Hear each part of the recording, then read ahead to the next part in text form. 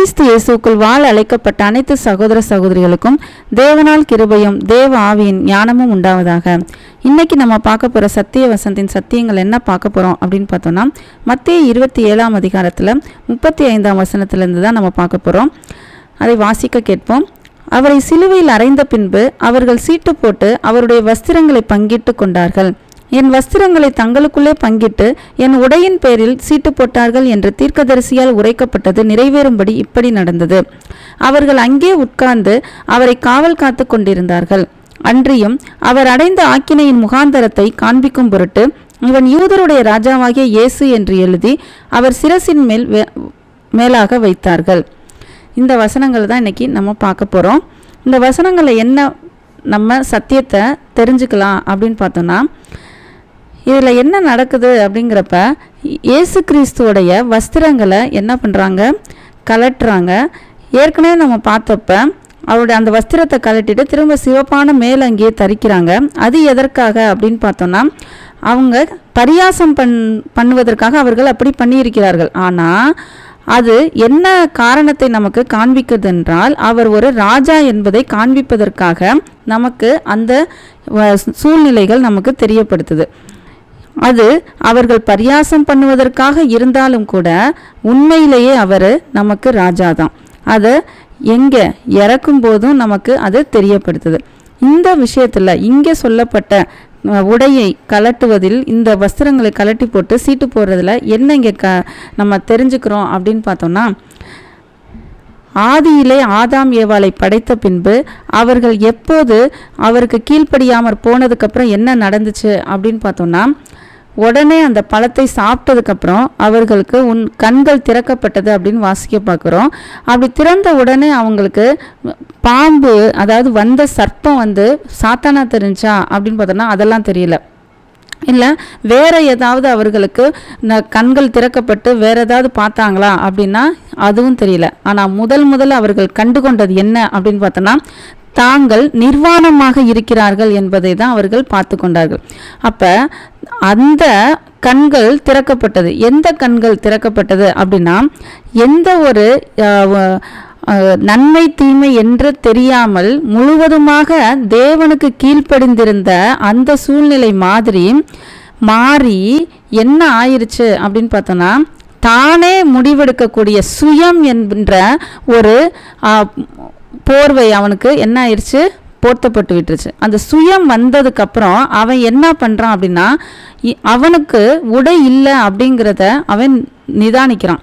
நிதானித்த உடனே ஐயோ எனக்கு வஸ்திரம் இல்லாமல் இருக்கிறோம் அப்படின்னு சொல்லிட்டு என்ன பண்ணுறான், இலைகளை தைத்து கொண்டு தன்னையும் தன் மனைவியையும் என்ன பண்ணிக்கிறாங்க, மூடிக்கொள்கிறார்கள்.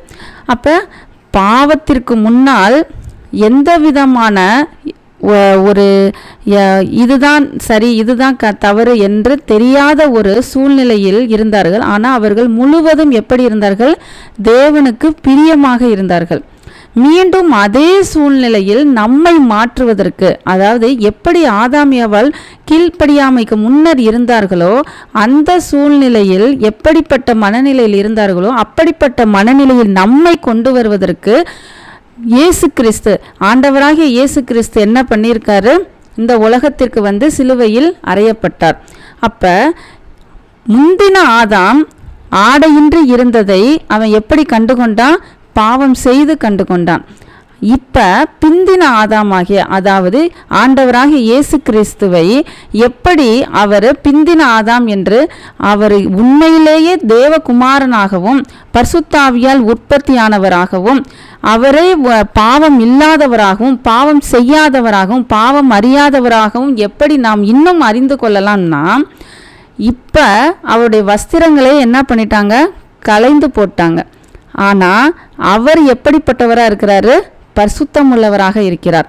எப்படி பாவம் பண்ணுவதற்கு முன்னால் ஆதாம் எப்படிப்பட்ட நிலையில் அவனுடைய மனநிலை இருந்ததோ அப்படிப்பட்ட மனநிலை இயேசு கிறிஸ்துவுக்கும் இருக்கிறது. அது வஸ்திரங்களை கலட்டினதுக்கு அப்புறமும் அவருடைய அந்த மனநிலை இருக்கிறது. அப்படிப்பட்ட ஒரு மனநிலையை, அப்படிப்பட்ட மறு பிறப்பை அடைவதற்கு நம்மை என்ன பண்றாரு, கொண்டு வருவதற்காக அவர் இப்படிப்பட்ட சிலுவை மரணத்தை ஏற்றுக்கொண்டிருக்கிறார். சுற்றி உள்ளவர்களுக்கெல்லாம் எப்படி இருக்கும்? அவமான சின்னமாக இருக்கும், அவமானமாக தெரியும். ஆனால் இயேசு கிறிஸ்துக்கு அப்படி தெரிஞ்சிருக்க வாய்ப்பே இல்லை. ஏன்னா அவரே தான் எல்லாத்தையும் படைத்தவர், சகலமும் அவர் மூலமாய் உண்டாக்கப்பட்டிருக்கு.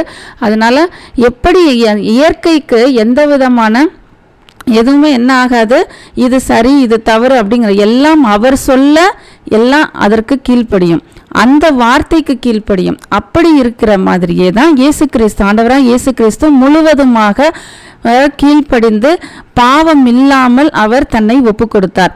அப்படிப்பட்ட ஒரு சூழ்நிலையை மீண்டும் அவர் என்ன பண்ணுறாரு, உருவாக்கி, எப்படி ஆதாம் எந்த விதமான அதாவது ஒரு வெகுளித்தனமான ஒரு அப்பாவித்தனமான ஒரு பாவமே இல்லாதத்தனமாக அவன் இருந்திருந்தான் பாவம் செய்வதற்கு முன்னால்.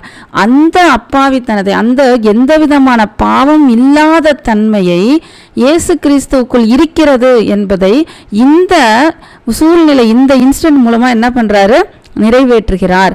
அவர் தன்னை மறைப்பதற்காகவோ இல்லை வேறு எந்த விஷயத்துக்காகவும் வேறு எந்த மனநிலைக்காகவும் அவர் அந்த இடத்துல என்ன ஆகலை, அவமானப்பட்டுட்டோம் அப்படின்னு அவர் நினைக்கவே இல்லை. ஏன்னா முழுவதுமாக அவர் தன்னை ஒப்பு கொடுத்து விட்டார். இந்த சூழ்நிலையை தான் நம்ம யோசிச்சு பார்க்கணும்.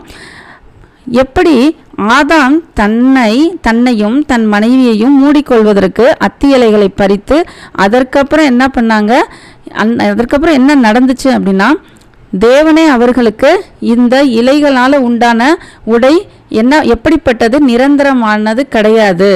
ஏன்னா காற்றடித்தால் என்ன ஆயிரும், பறந்துடும். அப்போ அவரே என்ன பண்ணியிருக்காரு, அங்கேயே ஒரு ஆட்டுக்குட்டியை அடித்து அவர்களுக்கு தோலுடையை கொடுத்துருக்காரு. அப்போ தோலுடையை அவர் கொடுத்துருக்காருன்னா கட்டாயம் ஏதாவது ஒன்று அடிக்கப்பட்டு இருந்திருக்கணும். அப்போ அங்கேயே அவர் என்ன பண்ணிட்டாரு, தன்னுடைய சித்தத்தை அவர் காமிச்சிட்டார். அங்கேயே ஒரு ஆட்டுக்குட்டி ஆடு அடிக்கப்பட்டு அந்த தோலை எடுத்து இவர்களுக்கு உடுத்தினார்னா இங்கேயும் அதே தான் நமக்கு காமிக்கிறார். தன்னுடைய வஸ்திரங்களை இவர்கள் எல்லாம் கலட்டி போட்டது எதற்காகனா, நம்மை நீதிப்படுத்துவதற்காக. அதாவது நம்மை நீதி என்னும் வஸ்திரத்தை நமக்கு உடுத்துவிப்பதற்காக தன்னையே என்ன வாக்கிட்டாரு, அவமானமாக்கினாலும் பரவாயில்ல அப்படின்ட்டு முழுவதுமாக அவர் தன்னை ஒப்பு கொடுத்து விட்டார். அந்த ஆதாம் ஏவாளுக்கு உடுத்தி கொள்வதற்கு வஸ்திரம் எங்கேருந்து வந்ததுன்னா, ஏதோ ஒரு ஆடோ மாடோ ஏதோ ஒன்று அடிக்கப்பட்டு பலியாகி நடந்திருக்குது.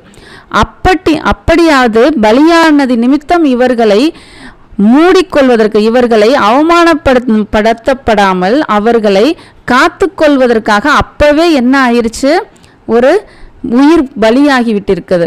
அந்த உயிர் பலியாகி இருக்கிறது என்பது நிழலாக இருந்து தற்போது இயேசு கிறிஸ்து அன்று பலியாகி நம்மை உடுத்துவிக்கிறார். அவருடைய நீதியின்படி அவருடைய நீதியை எடுத்து நம்மை உடுத்துவித்து மீண்டும் தேவனுக்குள் நம்மை ஐக்கியமாகங்கிறத விட ஒப்புரவாகுவதற்கு இப்படிப்பட்ட ஒரு அடிமட்டமான ஒரு சூழ்நிலைக்குள்ள கொண்டு போகப்படுகிறார். அதனால தான் இந்த வசனம் தீர்க்கதரிசியாலும் உரைக்கப்பட்டிருக்கிறது. அது எங்கேன்னு வாசிப்போம். சங்கீதம் 22ஆம் அதிகாரத்தில் 18ஆம் வசனத்தை வாசிச்சா நமக்கு புரியும். என் வஸ்திரங்களை தங்களுக்குள்ளே பங்கிட்டு என் உடையின் பேரில் சீட்டு போடுகிறார்கள். இது ஒரு சாதாரணமாக ஏதோ ஒரு, அதாவது எப்படிப்பட்டதா இருக்கலாம் கருதலாம் அப்படின்னா, எல்லாரையும் அவமானப்படுத்துகிறாங்க. பல நேரங்களில் என்ன இருக்கு, அடிச்சிருக்காங்க, பல துப்பியிருக்காங்க, பரியாசம் பண்ணியிருக்காங்க. ஆனால் இந்த சீட்டு போட்டு வஸ்திரங்களை கலட்டி சீட்டு போடுறாங்கிறது தீர்க்கதரிசியாலும் உடைக்கப்பட்டிருக்குது. அப்படின்னா இதனுடைய அர்த்தம் பின்னணி என்னவாக இருக்கலாம் அப்படின்னா, அப்பவே அவரோட ஆதாம்க்கு என்ன பண்ணியிருக்காரு, வஸ்திரத்தை அதாவது தோலுடையை கொடுத்துருக்காரு. அதுவும் ஒரு உயிர் பலியாகி கொடுத்துருக்காரு. இன்றும் யார் பலியாக போறாரு, இயேசு கிறிஸ்து பலியாக போறாரு. அவருடைய வஸ்திரமும் கலட்டப்பட்டு விட்டது. கலட்டப்பட்டு எப்படி பாவம் செய்வதற்கு முன்னால் இருந்த ஆதாம் எப்படிப்பட்டவனாக இருந்தானோ அதே சூழ்நிலையை இந்த பிந்தின ஆதாம் ஆகிய ஆண்டவராக இயேசு கிறிஸ்துவுக்கும் ஏற்படுத்தி, எல்லாம் பாருங்க, அதுவா அழகா நேர்த்தியா தேவன் சித்தம் அழகா நடக்குது. அதே மாதிரி கிறிஸ்துவானவர் இறக்கும் பொழுது எந்த விதமான வஸ்திரமும் இல்லாமல் ஒரு அவமானத்தின் சின்னமா, மனிதன் அவமானத்தின் சின்னமாக நினைக்கிறான். ஆனா அதுவே தேவ சித்தமாக இருந்து நம்மை நீதி என்னும் வஸ்திரத்தால் மூடிக்கொள்வதற்கு இந்த ஆட்டுக்குட்டியாகிய ஆண்டவராகிய இயேசு கிறிஸ்து நமக்காக என்ன இருக்காரு, பலியாயிருக்கிறார். இந்த ஒரு விஷயமும் தீர்க்கதரிசியால் சொல்லப்பட்டு எல்லாமும் அவருடைய சித்தப்படி எல்லா சித்தமும் சரிவர நேர்த்தியாக நடந்தேறுகிறது. இதை நம்ம சரியாக நம்ம புரிஞ்சுக்கணும். அடுத்த வசனம் என்ன அப்படின்னு பார்த்தோம்னா, அங்கே அவர்கள் உட்கார்ந்து அவரை காவல் காத்து கொண்டிருந்தார்கள்.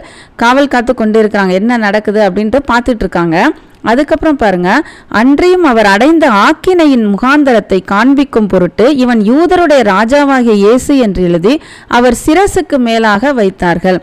இங்கேயும் பார்த்தோம்னா என்ன சொல்லப்படுது அப்படின்னு பார்க்கும்போது, இங்க சொல்லப்பட்டது இவன் யூதருடைய ராஜா அப்படின்னு சொல்லி எழுதுறாங்க.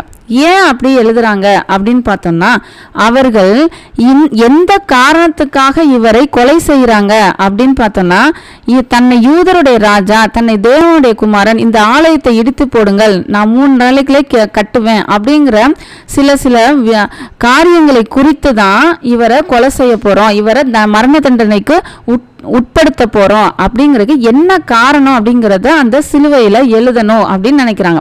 அந்த காரணம் என்னவாக இருக்கிறது என்றால், இவன் யூதருடைய ராஜா அப்படின்னு எழுதுறாங்க. அதனாலதான் பரிசேயர்கள் திரும்ப சொல்லுவாங்க, இவன் யூதருடைய ராஜா என்று தானே சொல்லிக் கொள்கிறான் அப்படின்னு எழுதுங்கன்னு சொல்லுவாங்க. ஆனா பிளாத் அந்த இடத்துல என்ன சொல்லுவான் அப்படின்னா, அதான் எழுதினதே அப்படின்னு. ஏன்னா அவன் மனசுக்குள்ளேயும் ஏதோ ஒரு நெருடல் இருக்குது. இயேசு கிறிஸ்து யூதருடைய ராஜாவாக இருக்கலாமோ, அவனுக்குள்ள ஏதோ ஒரு தேடுதலோ ஏதோ ஒரு நெருடலோ இருந்திருக்கலாம். அதனால அவன் என்ன சொல்லிட்டான், நான் எழுதினதே அப்படின்னு சொல்லிட்டான். அப்ப இது உண்மை. எது? இயேசு கிறிஸ்து யூதருடைய ராஜா என்பது உண்மை. அவர்கள் பரியாசம் பண்ணுவதற்காக அதை எழுதியிருந்தாலும் உண்மையிலும் சத்தியத்திலும் என்ன இருக்கிறது என்றால், இவரே யூதருடைய ராஜா மட்டும் கிடையாது, எல்லா ராஜாக்களுக்கும் ராஜாவாக இருக்க போகிறவர் இவர்தான், இருக்கிறவரும் இவர்தான். இன்னும் வரப்போகிற காலங்களில் எத்தனை வருடங்களானாலும் இவரே சூரியனாகவும் இவரே ராஜாக்களுக்கெல்லாம் ராஜாவும் அரசாள போகிறவராக இருக்கிறார். அப்படிப்பட்ட விஷயத்தை அப்பவே அவருடைய மரண தண்டனையின் நம்போது அவருடைய சிலுவையின் மேல அவர்கள் எழுதி வைத்திருக்கிறார்கள். அதுதான் மேல என்ன போட்டிருக்குன்னா INRI அப்படின்ட்டு ஒவ்வொரு சிலுவையிலையும் எப்படி போட்டிருக்கோம், இந்த எழுதி அடையாளமாக வச்சிருப்பாங்க. அது யூதருடைய அந்த மொழியில அப்படிப்பட்ட அர்த்தத்தை குறிக்கின்றது. அதனால எப்படிப்பட்ட பரியாசமாக இருந்தாலும் இன்று இதிலிருந்து நாம் என்ன கற்றுக்கொள்கிறோம் என்றால், நம்மை ஒரு அவமானத்தின் சின்னமாவோ நம்ம அவமானப்படுத்தினாலும் கூட, எப்படிப்பட்ட சூழ்நிலையாக இருந்தாலும் கூட, எந்த மாதிரியாக இருந்தாலும் கூட அதை கண்டு நாம் கலங்க வேண்டாம். எந்த இடத்தில் தேவன் நிமித்தம், இயேசு கிறிஸ்து நிமித்தம், அவருடைய சத்தியத்தின் நிமித்தம் நம்மை அவமானப்படுத்துகிறார்களோ இல்லை பரியாசம் பண்ணப்படுகிறோமோ, எப்படி இருந்தாலும் சரி, அவர் தேவன் எந்த நிலையில் இருந்து எப்படி அவருடைய வசனத்தின் நிமித்தம் நம்மை அந்த வசனத்தை உயர்த்துவதற்காக மலையின் மேல் இருக்கும் பட்டணம் மறைந்திருக்க மாட்டாது போல விளக்கை கொளுத்தினது பின்பு கட்டிலின் கீழே வைக்க மாட்டார்கள். அதுபோல கட்டிலின் எல்லாரும் உள்ளே வருகிறவர்கள் தெரியும் வண்ணமாக அதை விளக்கு தண்டின் மேல் வைப்பார்கள் என்ற வசனத்திற்கு ஏற்ப எந்த சூழ்நிலையாக இருந்தாலும் சரி, இந்த சத்தியத்தின் நிமித்தம், இந்த வார்த்தைகளின் நிமித்தம், தேவனுடைய சித்தத்தின் நிமித்தம் நாம் பகைக்கப்பட்டு அவமானப்படுத்தப்பட்டு பரியாசம் பண்ணப்பட்டாலும் சரி, எந்த நிலையில் எந்த சூழ்நிலையில் எப்படிப்பட்ட நேரத்தில் அவர் உயர்த்தணுமோ, எந்த நேரத்தில் எல்லாருக்கும் வெளிச்சம் தெரிவதற்காக நம்மை உயர்த்தணும் அப்படின்னு நினைக்கிறாரோ அந்த நேரத்தில் அது கட்டாயமாக நடந்தேறும். அதனால நாம் என்ன ஆகணும்னு அவசியம் கிடையாது. நாம் துவண்டு விழுவதற்கோ சோர்ந்து போவதற்கோ எந்த விதமான அவசியமும் கிடையாது. கட்டாயமாக ஒரு நாள் என்ன பண்ணுவாரு, தேவன் அவருடைய வசனத்தை வெளியில கொண்டு வருவார். அவருடைய சத்தியத்தை கொண்டு கட்டாயமாக வருவார்.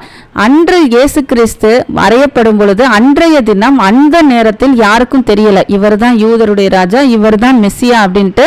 அவரை கொன்றவர்களுக்கு தெரியவில்லை.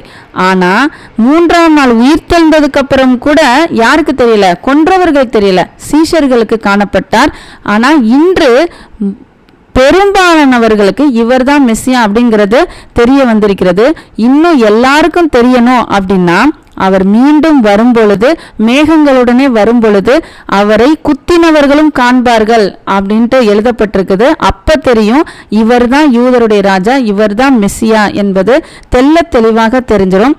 அதனால இயேசு கிறிஸ்து எல்லாவற்றையும், நம் ஆண்டவராக இயேசு கிறிஸ்து எல்லாவற்றையும் தேவனுடைய சித்தத்தின்படி நடந்து ஒரு இடத்துல கூட பிசகாமல், எந்த இடத்துலையும் நெருடாமல், எல்லாவற்றையும் சரிவர நேர்த்தியாக அவருடைய மரணம் வரை என்ன பண்ணியிருக்காரு? நிறைவேற்றி முடிச்சிருக்காரு. எப்படி ஆதாமுக்கு சாபம் வந்ததோ அந்த சாபத்தின் ஆரம்பமே எது அப்படின்னா தான் அவமானமாக எண்ணப்பட்ட வஸ்திரம் இல்லாத இருந்த நிலைமைதான்.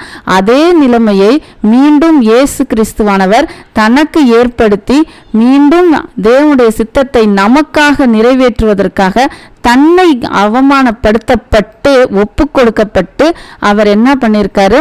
அவருடைய நீதியின் வஸ்திரத்தை நமக்கு உடுத்தி நம்முடைய பாவமாகிய சாபத்திலிருந்து நம்மை விடுதலையாக்க அவர் முழுவதுமாக தன்னை ஒப்பு கொடுத்திருக்கிறார். அப்பேற்பட்டவருடன் வந்த இந்த வசனத்தை நாம் அனுதினமும் தியானித்தால் கட்டாயமாக அவருக்குள் ஐக்கியமாய் இருப்போம், கிறிஸ்துவுக்குள் இருப்போம். கிறிஸ்து நம்முள் இருப்பார், நம் மேலும் இருப்பார். பரிசுத்த ஆவியானவர் நம்மோடு இருந்து நம்மை வழி நடத்தி என்றென்றும் நாம் தேவனுக்கு மகிமையாக விளங்க செய்வார்.